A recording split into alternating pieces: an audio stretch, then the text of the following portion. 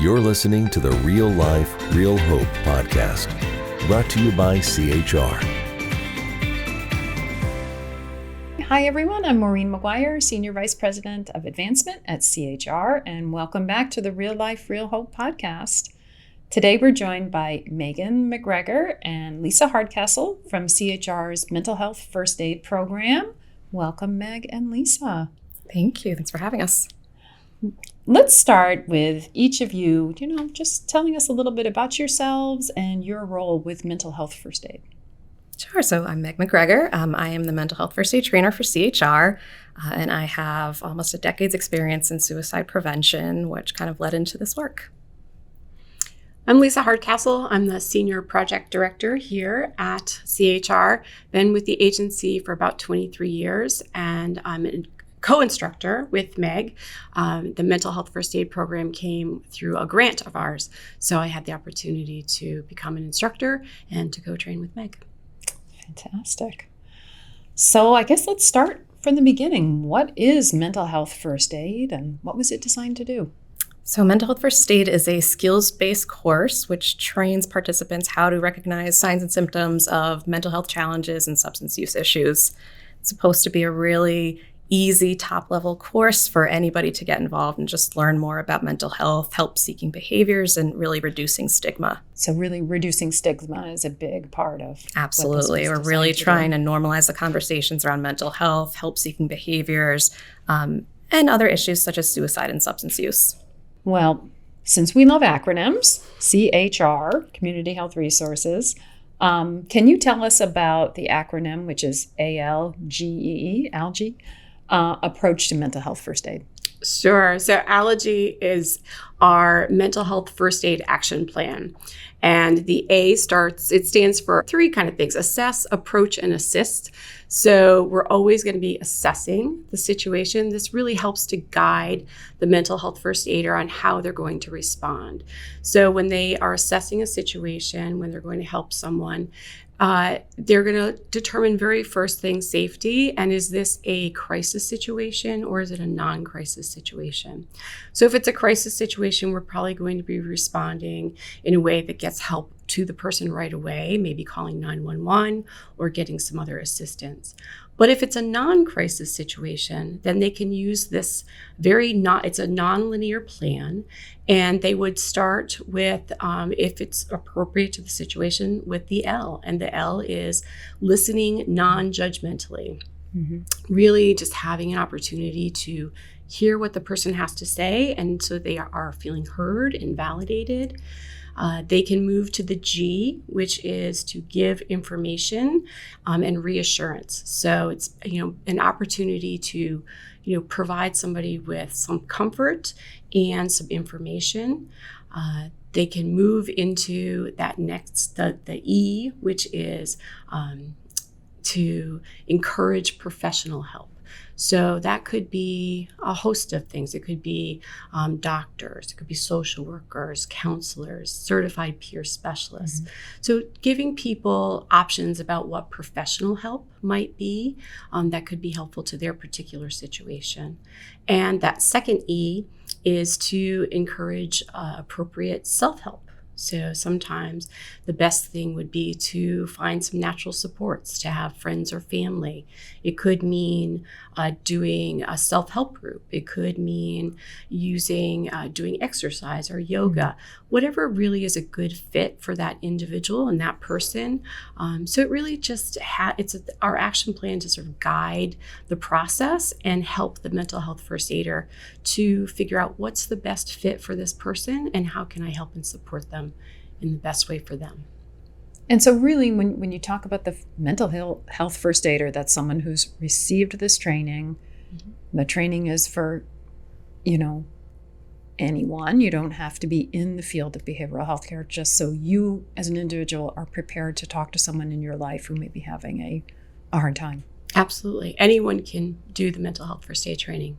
So that leads to our next question. What does the training involve and how long does it take? So mental health first aid can be tailored to fit the person or organization's need. So the course is generally about 6.5 hours of instructor-led training. At CHR, we tend to use this blended version, which provides them with a 2-hour self-paced introduction. It's online. They watch some videos, gives them a good background information about mental health, and some of the topics we'll cover in the course, which allows us to go right into the skills application during the instructor-led portion. Now we can do that virtually. We can do it in person. We can host at CHR. We've gone to other organizations. And they can also opt for a 1-day training or 2 days. So we can split the course into half-day trainings as long as they both take place within the same month, so that we can kind of give them some flexibility in what works best for their organization. And to keep it within 1 month is just to keep it fresh. Absolutely. Yeah. And to make sure nobody falls off in that time. There's a lot of obligations everybody has at work. So making sure that they really have the time to commit. So I understand there are 7 segments of the course. Can you tell us a little bit about that, Lisa? Sure. Yeah. So they're broken down into 7 different sections.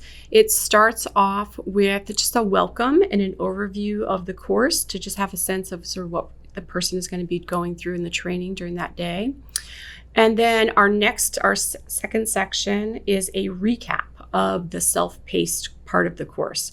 So everyone, typically when we do those blended versions, we have folks go online and it's about 2 hours usually of a self-paced course.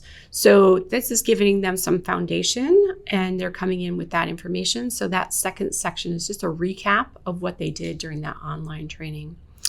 Then we move into the third one, which is our ALGE, our action plan, our mental health first aid action plan. So we do that. And then the next 3 sections really sort of build on each other. So it's mental health first aid for early signs and symptoms, which is really key and really trying to find, the earlier we can intervene, the better the outcome. And then we move into mental health first aid for worsening signs and symptoms, and then mental health first aid for crisis situations. So it does build on itself. And then our last section is self-care for the mental health first aider. And we also talk about privacy and confidentiality in that last section. So it's really, it builds on itself. It's a very interactive course. It's really engaging. People really get into it. There's small and large group activities. We have videos which build on each of those sections. We do different scenarios. There's knowledge checks.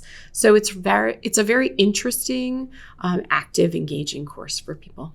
And what kind of feedback have you received from people who've completed the class? We've gotten amazing feedback. We have. Yeah. We also have to do surveys. So we do satisfaction surveys or feedback surveys at the end of courses, and people love it. And people have come to us and said, I think in a variety of ways, how helpful the course has been for them, and how much they're surprised about how they're really going to be able to use it in their life and how practical and helpful it is. That's fantastic. So as you mentioned, mental health first aid was launched here at CHR through a federal grant, for which we're very grateful. And the whole philosophy really ties in with our philosophy at CHR of really meeting people where they are and making sure that anyone who needs care gets the best care possible. So tell us about some of the organizations that you've met with over the last year. So we've had wide number of diverse amount of organizations come to us. We've focused on working with the judicial branch in Connecticut. We've been able to work with some higher education, also K through 12. We've also worked with some of our nonprofit partners within the state, including the Connecticut Husky Dental Plan. We've offered public available courses so that anybody, regardless of their affiliation or their workplace, would be able to take a course. And those are very well attended. And then we've continued to explore other opportunities with some organizations within the state who are really looking just for that introductory level course to really better understand mental health first aid. And how does this training benefit both, places of work, companies, and individuals? On a larger perspective for the community, I think it really helps to tackle the stigma around mental health challenges and substance use challenges, and really gives people the key skills and tools, but mostly language. We've had a lot of people say, I just didn't know how to say it. I didn't know how to approach someone. I didn't know how to ask. And then once they're able to ask, oh, now I know what I can offer. Now I know that it might not be in that moment that I fix it, but I can let that person know that I'm there for them. So it really helps to bring more skills and resources to our community and to our family and our friends.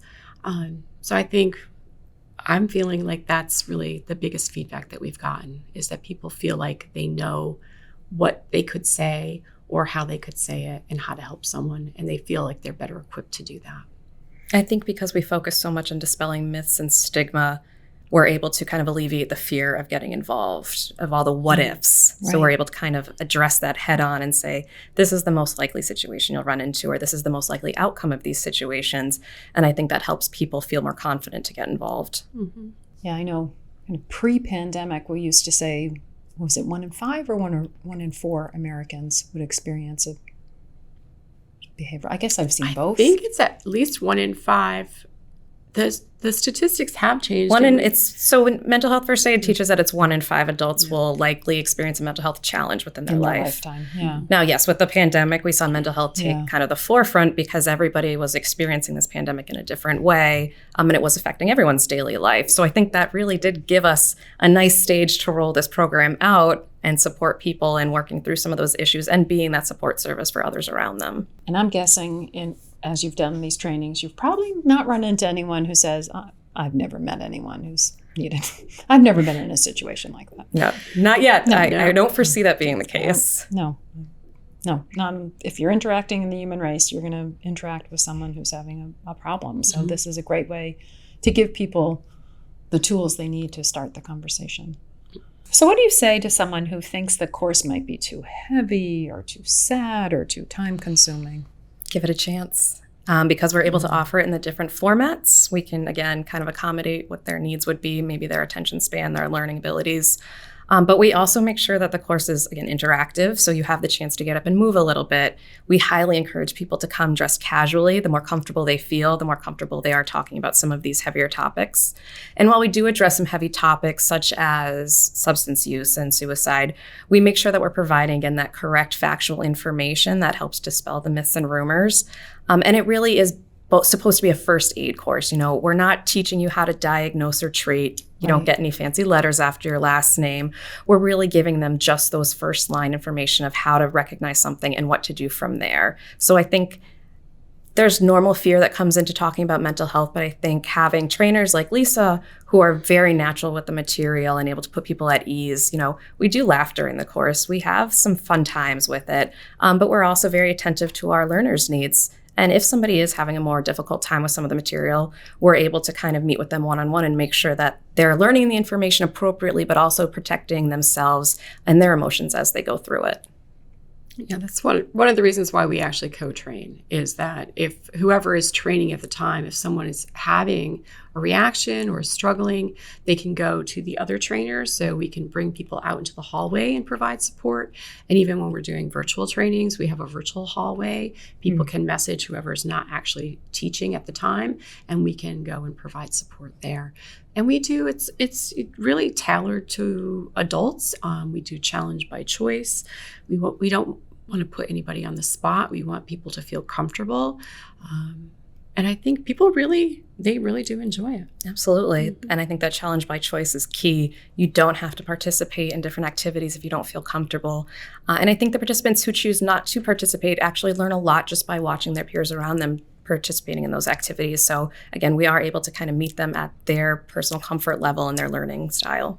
And Lisa, I know we talked about this before, about kind of the first aid, the parallel with CPR. Do you want to talk about that a bit? Yeah, it really is. We want this to be, and the National Council who sponsors this training, and for where Meg and I were trained, really want mental health first aid to be as common and prominent and just as every day as CPR training, so that everyone has those skills, that if you're in a room with someone, you could expect that someone in that room has been trained in mental health first aid. If you're at work with somebody, someone in your workplace has been trained, so that the more people that we have, the greater support folks who are experiencing a challenge can have that support and be able to have somebody to help them. And get the support early on, as you were Yes. talking, big emphasis on kind of the early recognition. Mm-hmm. Having it be a common language is really important because any person who's trained in mental health first aid will speak this common language of ALGE and an action plan. So like Lisa said, if you're in a room, you can assume there should be someone else in there who's trained. So if I see something that says to me this could be an early sign or symptom of a mental health challenge, I don't have to take it all on myself. I know there might be somebody else who can support me through that. And I think that's another fear that some participants bring, that if I see this, I'm going to have to deal with it. And that could be really difficult. But we encourage them to use their support network as well, use other trainers to support you through the process. We don't want anyone feeling uncomfortable if they have to approach a situation. So making sure it is so common that somebody else could jump in and support you if you're trying to provide that mental health first aid is really important to us. Are there other versions of mental health first aid that are geared towards specific audiences? There are. So both Meg and I are trained in adult mental health first aid, and we're both trained in youth mental health first aid. So the youth mental health first aid is for adults who are helping and supporting young people. And then Meg has more certifications than I do. She's trained in higher education. You have the public safety, Law enforcement, and corrections. and then veterans. Service members and their families. Wow, yeah. that's fantastic.